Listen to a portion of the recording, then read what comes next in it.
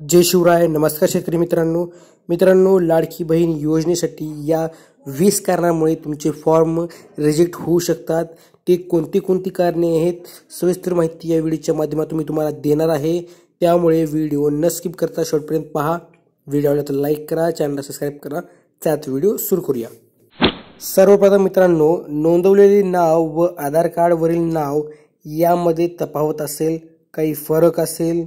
दुसरं म्हणजे मित्रांनो, अर्जदाराचे वय हे 21 ते 65 या वयोगटात बसत नसेल. तिसरं म्हणजे मित्रांनो, अर्जदारांचा पत्ता आधार कार्डनुसार नसेल. अर्जदार महिलेचे 15 वर्षापूर्वीचे पुरावे जोडले नाही किंवा ते पुरावे चुकीचे असेल.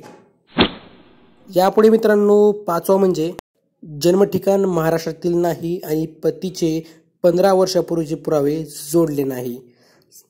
सहावं मित्रांनो, आधार क्रमांक चुकीचा नोंदवला असेल. सातवं मित्रांनो, कुटुंबाचे एकत्रित वार्षिक उत्पन्न हे 2.5 लाखापेक्षा अधिक असेल. आठवं मित्रांनो, कुटुंबाचे एकत्रित वार्षिक उत्पन्न हे 2.5 लाखापेक्षा कमी असल्याचे प्रमाणपत्र जोडलं नसेल. मित्रांनो, बँक खात्याचा तपशील योग्य नसेल, बँक खाते आधार संलग्न नसेल. म्हणजे मित्रांनो, तुमचा बँक खातं जो आहे तो DBTला मॅप नसेल, NPCI लिंक नसेल. जर तुमच्या खात्याला NPCI लिंक नसेल तर तुमच्या खात्यावरती अशा योजनांचे पैसे येणार नाहीत. 11वं मित्रांनो, अर्जदाराचे हमीपत्र दिले नसेल किंवा त्या हमीपत्रामध्ये त्रुटी असेल. 12वं मित्रांनो, अर्जदार शासनाच्या विविध योजनांद्वारे दरमहा 1500 किंवा त्यापेक्षा अधिक रकमेचा लाभ घेत असेल. 13वं मित्रांनो, 4 चाकी वाहन ट्रॅक्टर वगळून कुटुंबातील सदस्यांच्या नावावर असेल. कुटुंबातील सदस्य आयकर दाता असेल.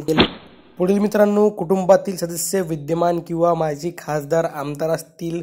16वं मित्रांनो, कुटुंबातील सदस्य कर्मचारी म्हणून कार्यरत किंवा सेवानिवृत्ती वेतन घेत असतील. 17वं मित्रांनो, कुटुंबातील सदस्य शासनाच्या कॉर्पोरेशन बोर्ड उपक्रमाचे अध्यक्ष, उपाध्यक्ष, संचालक सदस्य असतील. 18वं कारण मित्रांनो, कुटुंबातील एकापेक्षा जास्त अविवाहित महिलेने योजनेचा लाभ यापूर्वीच घेतला असेल किंवा 19वं, अर्जदाराचे नाव व सादर केलेली कागदपत्रे यामध्ये तफावत असेल व इतर अनेक कारणे असू शकतात. मित्रांनो, तुम्हाला एकच सांगणं आहे, सविस्तररित्या पूर्ण तपासणी करूनच आपले कागदपत्र फॉर्म भरताना द्यावेत, जेणेकरून तुमचे फॉर्म रिजेक्ट होणार नाहीत.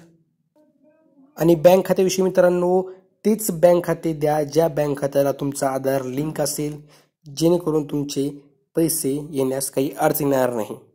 जर तुम्हाला हा व्हिडिओ आवडला असेल तर लाईक करा, चॅनलला सबस्क्राईब करा आणि दुसऱ्या शेतकरी मित्रांना शेअर करायला विसरू नका. भेटूया पुढच्या व्हिडिओमध्ये. जय हिंद, जय महाराष्ट्र.